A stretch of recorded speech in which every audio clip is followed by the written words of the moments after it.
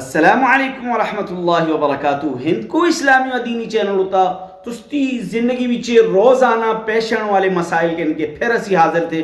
اگر چاہتے کہ تساں کا دین دے مسئلے تساں کا آسانی نالے سمجھ آئے گئے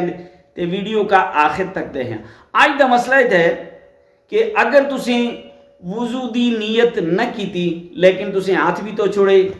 منہ بھی تو چھڑی، پیر بھی تو چھڑے اور مسا بھی کر چھڑی لیکن وضو دی نیت نہ کیتی، ایک صورت ہے تھی اے چوئیں جگہ تسیں تو چھڑی، سر دا مسا کر چھڑی، وضو دی نیت نہ کیتی تے آیا وضو ہوندا یا نہ ہوندا؟ تسی اس نالے نماز پڑھا دے کہ نہ پڑھا دے؟ اے یاد رکھیاں کہ وضو واسطے نیت شرط نے، وضو واسطے نیت شرط نے۔ اگر تسیں منہ بھی تو چھڑی، ہاتھ بھی تو چھڑے، پیر بھی تو چھڑے، مسا بھی کر چھڑی، تستا وضو ہوگا، تستا وضو ہوگا۔ تسی قرآن بھی پڑھا کے دے، تسی نماز بھی پڑھا کے دے، لیکن اگر تسی آہدی جیا سے منہ تو چھڑی، ہاتھ بھی تو چھڑے، پیر بھی تو چھڑے تے مسا نہ کیتا تے اس صورت وچ تستا وضو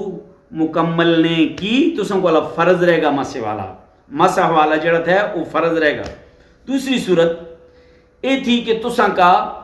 ثواب جڑا ہے اگر نیت نہ کیتی، اے عمل نیک عمل تے تسی کر آکھ جنہاں واسطے وضو ضرورت ہے،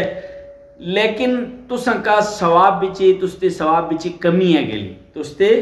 ثواب بچے کمی ہے گلی، لہذا اگر چاہتے کہ ثواب اساں کا مکمل کامل اکمل پورا ملا تے وضو دی نیت کر کے تسی وضو کر دے کرے، لیکن اگر بغیر نیت دی بھی تسی وضو کر چھوڑی، اے آزاد ہون ہو گئے، مسا کر چھوڑی تے تسی نماز بھی پڑھا کے دے، تسی قرآن بھی پڑھا کے دے۔ امید تھی کہ تساں کا سمجھ آئی ہولی۔ السلام علیکم۔